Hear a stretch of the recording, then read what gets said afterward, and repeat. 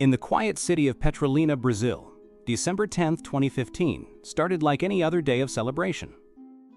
Parents gathered at the prestigious Colegio Nossa Senhora Auxiliadora Catholic School, dressed in their finest clothes, cameras ready to capture their children's graduation ceremony. But as the evening shadows fell, this night of joy would transform into a nightmare that would shake an entire community to its core. By 10:50 p.m., a 7-year-old girl named Beatriz Angelica Moda would be found dead in a storage room with 42 stab wounds covering her small body. Nearly 5 years have passed since that horrific night, and the question that haunts everyone remains: who killed Beatriz, and why? December 10, 2015. The Colegio Nossa Senhora Auxiliadora was buzzing with excitement. This wasn't just any school.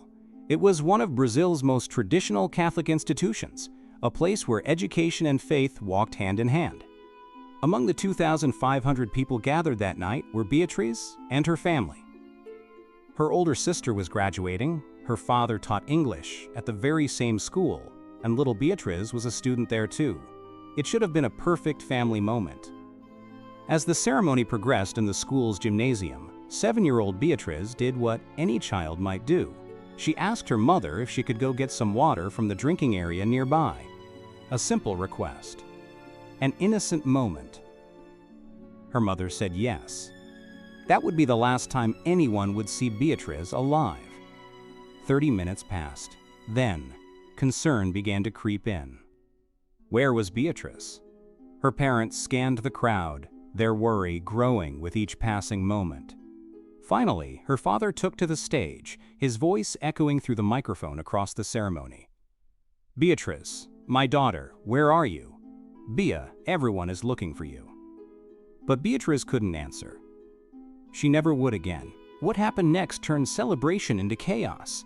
The search began immediately. Parents, teachers, students, everyone looking for the missing 7-year-old. They searched classrooms, hallways, bathrooms, every corner of the sprawling school grounds. At 10:50 p.m., their worst fears were realized. Beatriz's body was discovered in a storage room, hidden away from the celebration that continued just yards away. But the scene that greeted those who found her was beyond comprehension. 42 stab wounds. 42. The knife used in the attack was found on her body. She was fully dressed, with no signs of sexual assault. But the sheer brutality of the attack spoke to something far more sinister, a level of rage and violence that seemed impossible to comprehend when directed at a child. But here's where the mystery deepens. Investigators quickly determined that Beatriz wasn't killed in that storage room. Despite suffering 42 stab wounds, there was no blood evidence where her body was found, no signs that the attack had taken place there. So where did Beatriz die? And how did her body end up in that room with no trace of blood anywhere else in the school? As investigators combed through the school's security footage, a chilling picture began to emerge. They found video of a suspect, a man captured walking around the school grounds and entering the building. The description was specific: a black man, approximately 170 centimeters tall, wearing a distinctive green shirt. But what made the footage even more unsettling was his behavior. The man was seen receiving multiple phone calls while wandering the school grounds, as if he was waiting for instructions, or perhaps confirmation. This wasn't random. This was coordinated. The investigation revealed that this same man in the green shirt had approached another child earlier that evening near the same drinking area where Beatriz was last seen. He had asked the child to help him pick something up. Fortunately, that child became frightened and walked away. A woman at the event also noticed the man standing near the drinking area, finding his behavior strange. He seemed to be waiting for something or someone. The evidence was pointing to a horrifying conclusion. Beatriz wasn't specifically targeted. She was simply in the wrong place at the wrong time when a predator was hunting for any vulnerable child. As the investigation continued, more disturbing details emerged. 10 days before Beatriz's murder, a bundle of 3 keys had disappeared from the school. These weren't ordinary keys. They provided access to all routes in and out of the building. Coincidence? Investigators didn't think so. The forensic evidence painted an even more complex picture. DNA samples were found on both the murder weapon and under Beatriz's fingernails, evidence of 2 different males. But when these samples were run through Brazil's criminal database, there were no matches. The killers, whoever they were, had no prior criminal record in the system. The family began to suspect that people within the school staff were involved. How else could someone navigate the building so precisely? How else could a body be moved without leaving any blood trail? But perhaps the most chilling theory came from the prosecution office. A prosecutor handling the case made a statement that sent shockwaves through the community. The crime, he suggested, might have been religiously motivated. The form of execution of the child, the age, the injuries, has some elements of black magic, he explained. The investigation points out that it was to target religion. But this may have been done to disturb the investigation. The Colegio Nossa Senhora Auxiliadora wasn't just any school. It was a pillar of Catholic education in the region, a symbol of traditional religious values. Was Beatriz murdered as part of some twisted attack on the institution itself?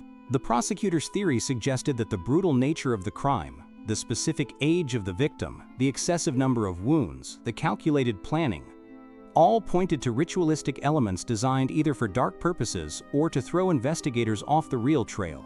Adding to this theory was another disturbing detail. The storage room where Beatriz's body was found had been set on fire by former students just months before the murder, in October 2015. Was this connected? Was someone familiar with the school's layout and its hidden spaces? The investigation revealed that multiple people were likely involved in Beatriz's murder. The coordination required, the missing keys, the lack of blood evidence at the crime scene, the precise knowledge of the school's layout, all pointed to a conspiracy rather than a single perpetrator. But despite all the evidence, despite the video footage, despite the DNA samples, the case began to grow cold. The local police, overwhelmed by the complexity of the case and lacking crucial breaks, seemed to reach a dead end. Months turned into years, and still, no arrests were made. For Beatriz's family, the lack of progress was unbearable.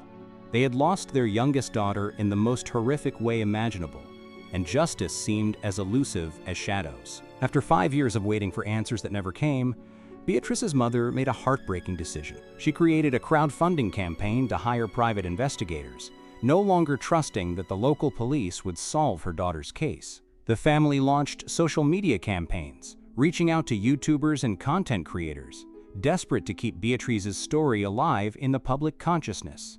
Their Instagram account became a digital shrine to their murdered daughter and a platform for their relentless pursuit of justice. "They seem really desperate," observed one commentator, and who could blame them? 5 years of sleepless nights, 5 years of unanswered questions, 5 years of living with the knowledge that their daughter's killers were still free. Today, nearly a decade after that horrific night in December 2015, the case of Beatriz Angelica Mota remains one of Brazil's most haunting unsolved murders. Was this a random act of violence by a predator hunting for any available victim? Or was it something more sinister? A coordinated attack on a Catholic institution, using an innocent child as a symbolic sacrifice? Why were there no blood traces anywhere in the school despite 42 stab wounds?